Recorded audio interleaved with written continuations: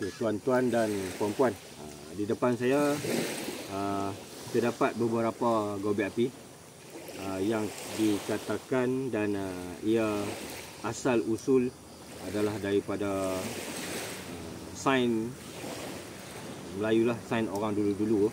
So saya teruskan kepada macam mana ia berfungsi dan penggunaannya untuk berkaitan dengan sains dan air fryer. Okey. Benda yang pertama, kita perlu ada bahan pembakar dia. Okey. Ini adalah bahan pembakar daripada sejenis pokok, iaitu kalau di sebelah utara kita panggil dia pokok dudong. Kalau dalam bahasa buku sains, buku perhutanan dipanggil pokok tukas. Okey. So daripada sini kita memerlukan minyak. Kita memerlukan minyak bertujuan untuk melicin dan melincirkan pergerakan ombuh ni lah. Pergerakan ombuh.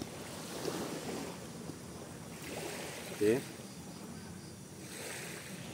Udara yang akan dimampakkan tu dia mesti berkelajuan. Maknanya dia udara dimampakkan dengan kelajuan yang tertentu dan dia akan berlaku letupan di dalam dan akan menyambarlah habuk ni.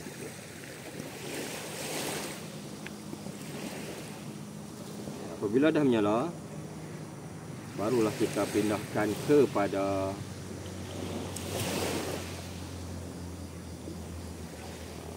tempat yang kita perlukan untuk teruskan menyalanya, teruskan buat nyalaan lah.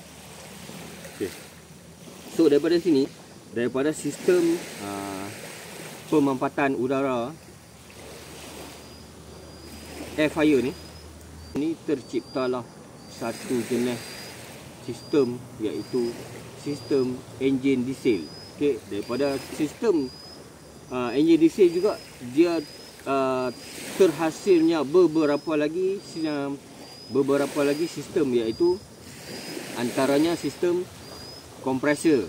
Kaitan dia tu macam mana? Kaitan dia daripada sistem enjin pesawat,